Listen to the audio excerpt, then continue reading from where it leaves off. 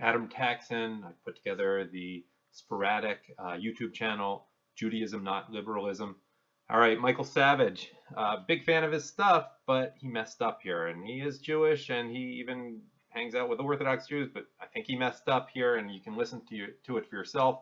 He compared Jonathan Pollard, who, in my opinion, and a lot of observant Jews, is a real hero. Look at the facts of the case on, what's the website? It is jonathanpollard.org, facts.htm. Take a look at that, see if you don't agree. He's been released, but he was released by Barack Obama. But I don't know. I think Michael Savage is a little bit out of line by comparing Pollard, or comparing the other way. It's really, what's the guy's name? Oscar Lopez Rivera, the FALN terrorist whom Barack Obama, in one of his last days in office, just pardoned for bombing the Francis Tavern, I don't know how you pronounce it, in New York City. Obama pardoned him. Bill Ayers is supposedly dancing in the aisles about this. Very inappropriate comparison. Michael, love you, man, but you messed up here. Okay, take a listen for yourself. Obama commuted the sentence of the mastermind of the 70s Puerto Rican terror group attack on U.S. Congress. Do you know about that attack? This is a big story. Obama commutes 55-year sentence of controversial mastermind of 1970s Puerto Rican terror group. It terrorized New York in the 70s, and Obama's going to release him on the streets to commit more terror. President Obama granted a commutation Tuesday to FALN mastermind Oscar Lopez Rivera, who has served 35 years of his 55-year sentence. Now, during the 70s and 80s, Lopez Rivera was part of FALN, or Fuerzas Armadas de Liberación Nacional, a group seeking to liberate Puerto Rico from U.S. control. I wish they would. I frankly wish that Puerto Rico would be cut off from the U.S. It's a small state comparatively. What percentage of the welfare money goes to Puerto Rico, I'd like to know. How many scandalous U.S. dollars pour into that failed nation? I wish that they would liberate Puerto Rico from U.S. control. I'm totally in favor of independence for Puerto Rico. But anyway, getting back to the big story here of why he released him, this guy was a member of FALN. FALN placed more than 130 bombs in American cities. Pay attention, leftists. You can learn a lot from them, including one in New York on January 24th, 1975. And the bomb went off in busy Francis Tavern during lunch hour. 4 people were killed, including Frank Connor, a 33-year-old father. Are you listening to me? Well, why would Obama release a bum like this? Why would he do this?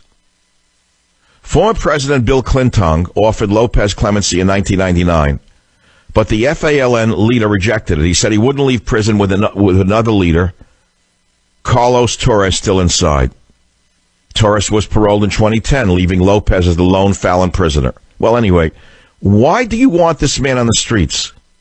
City Council Speaker Melissa Mark Villaverto in New York City hails from Puerto Rico. She lobbied hard for this murderer's release. She said she was overwhelmed when she heard of the commutation. Why is it that an ethnic connection, some limited DNA connection to a person, trumps both the law and common sense? Why is it that if you're a member of an ethnic group, suddenly you align yourself with members of your ethnic group, even if they're murderers? Can anyone explain that to me? Why is it that so many ethnic groups revert to tribalism? Can anyone explain that to me? Well, I'll answer the question for you in many different ways. I can take that one on pretty clearly. I'll give you an example from my own life. There was a Jewish terrorist. He was actually a spy. And Israel lobbied for his release. A lot of Jews lobbied for his release. I said they should keep him in jail forever. Do you remember his name? Who am I talking about? No, dead in the water. I don't think anyone has a collective memory.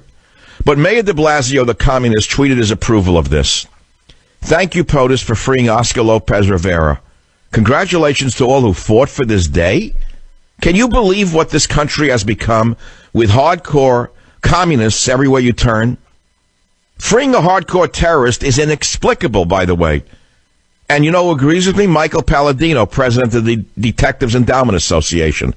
He said, the president is insensitive to the lifelong injuries sustained by the detectives who lost eyes, legs, and fingers attempting to dismantle the bombs. Obama is ending his presidency the way he started it, disrespecting law enforcement and embracing criminals. Wow. Well, my friends, what more can I tell you? When is Obama going to leave us? When is he going to stop and leave us alone? When is he going to stop boasting and sitting up there and, with the sycophants underneath his feet? Why is Obama commuting the sentence of the mastermind of the Puerto Rican terror group bombing? What is he trying to do here? I think you know the answer to that. Well, there are other stories, including the big story that I want to really talk about, which is Trump admitted to meeting Putin in an interview with Michael Savage in 2015. I'm going to talk about that as well. And if you care to comment on that, you can do so by dialing 855-407-2822.